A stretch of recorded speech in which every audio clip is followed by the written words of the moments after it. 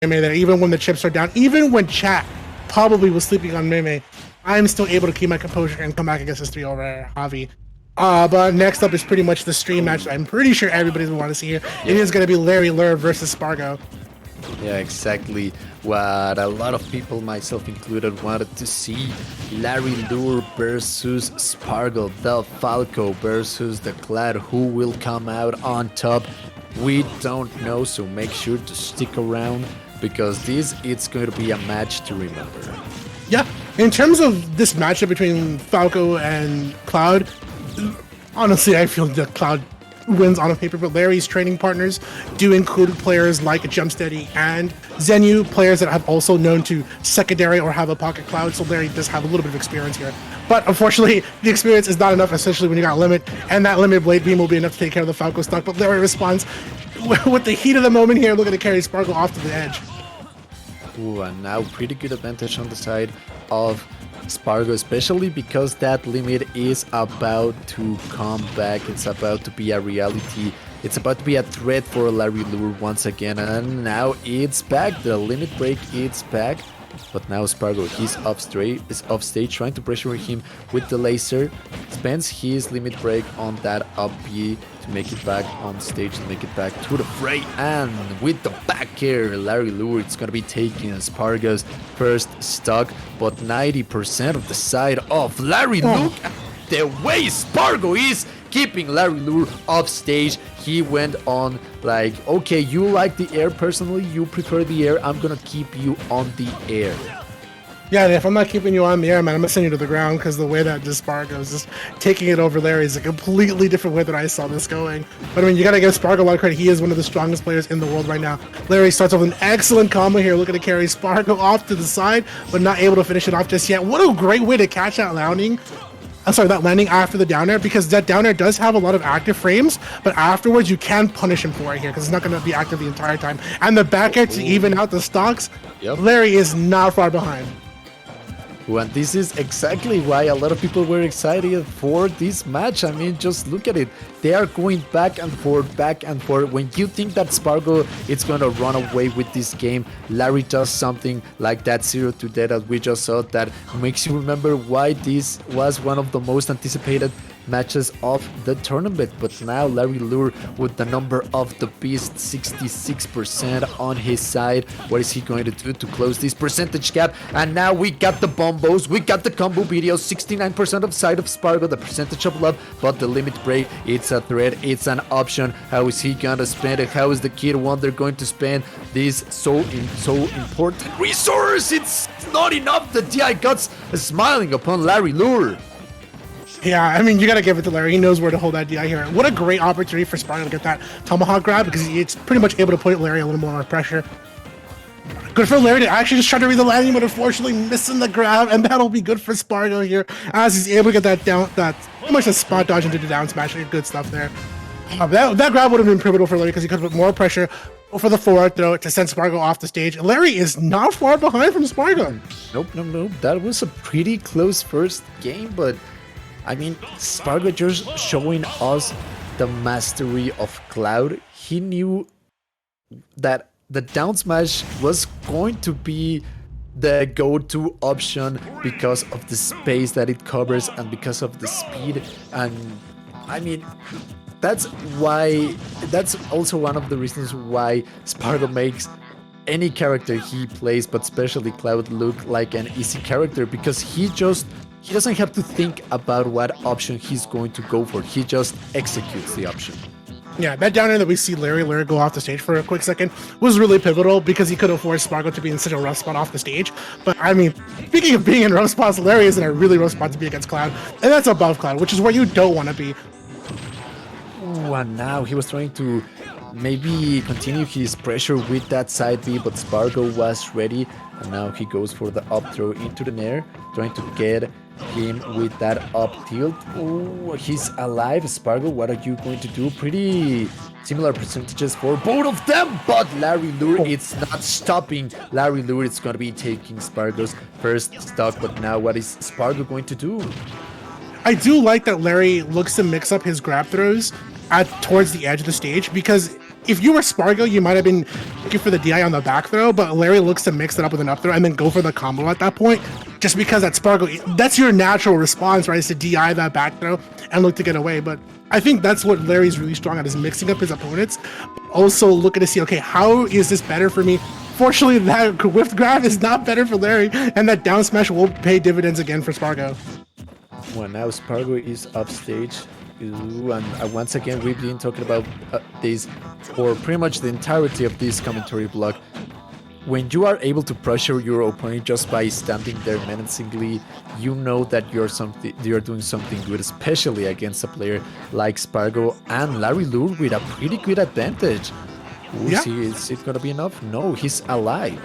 I mean, in SoCal bias aside, and I apologize for everybody, but like Larry is one of the strongest players in terms of just having one of the best neutrals I've seen in SoCal, but not just SoCal, in the world, because he just has those years of experience.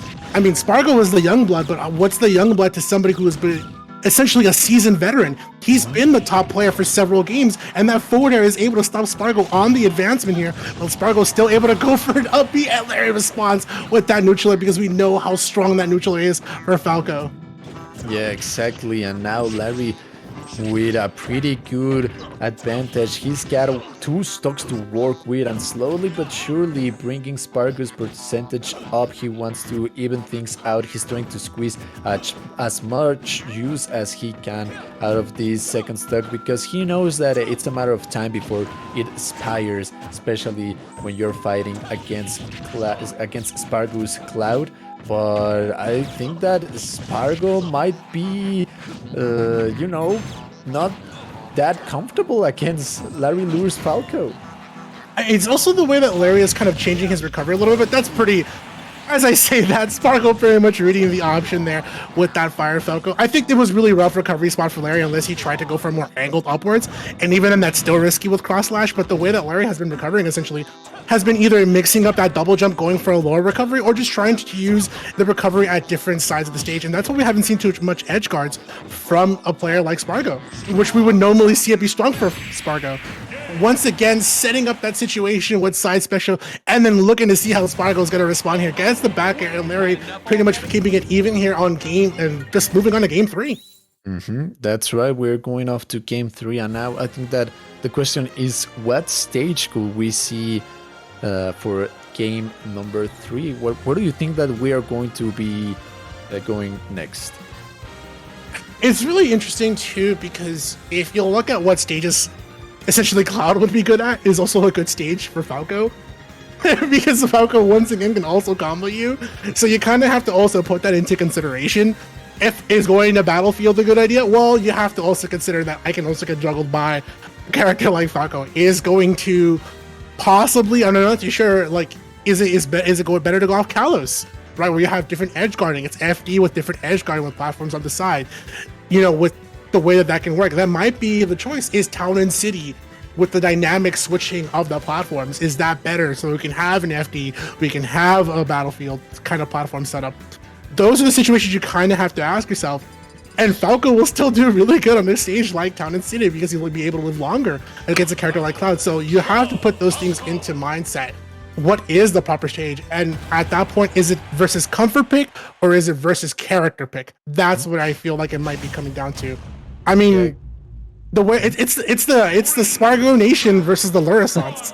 And this is why we see game 3 here. It is going to be, I kind of almost predicted this one here. It is going to be small Battlefield, smaller stage to give players to work with, but also the platforms, the edge guarding will be a little bit different here. Yeah, and now looks like the stage pick was in Spargo's favor, like you were talking about earlier. It's not a clear-cut choice. It's not like, oh yeah, obviously I'm going to take him to this stage, or I'm going to take him to this stage, because it's difficult. It's difficult, especially with these 2 characters. It's not like you said it. A good stage for Falco, it's also going to be a good stage for Cloud, and vice versa. So that is why it's not that clear of a choice, but looks like it's paying this small Battlefield choice. It's paying off for Spargo, getting Larry Lurr's first stock, 81% on the side of his Cloud. You know, it's a big percentage, but not big enough. And okay, Larry Lurr just shutting my mouth and taking Spargo's first stock. Yeah, you look, you gotta give the credit here where it's due, right? A small stage could work good because you don't let Falco live longer, but also you gotta forget Falco's got shotgun feet. Yep. So he's gonna also kill you earlier. I have to say this, man. If you didn't vote for Larry Lurr at Summit, I don't know what you were doing with your votes, and I'm pretty sure a lot of people are wondering why didn't Larry get to Summit with the way he's just able to put so much percentage on Spargo, but also the pressure, the damage. Look at the way that Larry's able to keep up with him. Well, and he was. I think that side B was a pretty good option for Larry, but it unfortunately didn't quite pay as he wanted it to go. But now, what is Spargo going to do to prolong this advantage against Larry? 122 for Spargo. Those are pretty risky numbers, but what is also pretty risky is that limit break that is just about to be a threat for Larry. And I think that Spargo also knows that this percentage, for this second stock, it's about to be gone, so he just wants to put as much pain on the side of Larry's last stock. And the limit break, if he gets this limit break hit, that could be the game for Spargo. I like that micro spacing from Larry because he was looking to move away from Spargo to catch him on the landing. And even though the chips are looking pretty down for Larry, he can still keep up that game plan of like, I need to read my opponent, not just in the neutral, but also on landing. If I can catch my opponent, we see how good Cloud Downer is. If I can catch him off that, it'll be so strong for me to also condition Spargo to not use that as well. If you take away your opponent's comfort moves, things like Downer, you will essentially look to pick apart their game plan and pick apart what makes the character so strong. But excellent grab here from Spargo, looking to push Larry off the stage. At 100, Larry is at the edge, so he's got to be careful how he moves his way towards center stage. And like you mentioned, if you can't take away your opponent's comfort moves, that's going to be a huge help for your cause. And we saw it right there with that reflect that we saw earlier on the side of Larry against Spargo's projectile. If you can make Spargo think about when he's going to throw a projectile, that you're pretty much removing one of the best options that Cloud has to control a lot of the stage, a lot of the phase of the game. So also a pretty good adaptation for Larry. He might have lost this game, but I think that we saw it on that first game, right? I think it's gonna. I wouldn't be surprised if we go to game 5 because they are playing way out of their minds. It's Spargo time, but then it immediately switches to Larry's time, and they've been going like this for pretty much the entirety of the set. Yeah, I mean, like I said, I'm a broken record of this entire set. Larry's neutral, if you want to see what good neutral looks like, it's Larry Lurr. He has an incredibly strong neutral, and you see it in his movement, you see it in his microspacing, you see it in his way that he's looking to read landings. Larry is a strong neutral. He has so much adaptation with it over the years. So we'll see how this game does. I mean, I'm hoping to see game 5 between him and Spargo, but we'll see here because Spargo has such a strong lead. Yeah, exactly. He's already got Larry at 105%, but Larry slowly but surely working on this combo video, but the limit break, that cross slash, it's going to be enough to give Spargo this first stock against Larry. Spargo might made me look like a liar, might make us look like liars, like a couple of liars, because that game 5 might be denied. Yeah, I do like that Larry changed that side special on that little situation that we saw earlier, because now he's looking to see how he can change things on Spargo. Up tilt to the back air, they're pretty strong here for Larry, 63%. We'll see if he can look to catch up, but that landing up air is something that, landing forward air is something that Spargo is looking to just get used to now at this point. And once again, Larry Lurr's combo video time. Welcome to Falco's world, Okay, Spargo with the grab, Larry's off stage. I like that. That tomahawk grab is well earned because Spargo can also pretty much condition Larry to not get used to holding shield, but also get him scared of things like back air and the typical classic Cloud options that you would see. Yeah, exactly. But cross slash once a game. It's so nice that you have to do it twice. Spargo with a lead. Oh, even stocks. Even stocks. That's right. I'm telling you, Larry is still on point. Yeah, exactly. Like Larry he's not slowing down. He's keeping up the rhythm against this Zoomer. Okay, Larry on a pretty difficult spot here at the ledge. I do like that he doesn't go for a jump, saves that opportunity here. He's gonna get that drag down into this immediate combo, almost with the corner carry, but he's able to read the landing and sending Spargo right, answering back such a strong way to 70%. Ooh, Is that it? Yeah, that's heartbreak indeed. Spargo able to take it over Larry 3-1. I mean, Larry was not too far behind, but GG's, that was a great set nonetheless. Like it was no snoozer, it was no yeah, like nobody knew who was going to win. It was not like, oh yeah, it's obvious, it's Spargo going to win, or oh, it's obvious Larry Lurr is going to win. No, it was a pretty, like, if I had to bet on this set, I wouldn't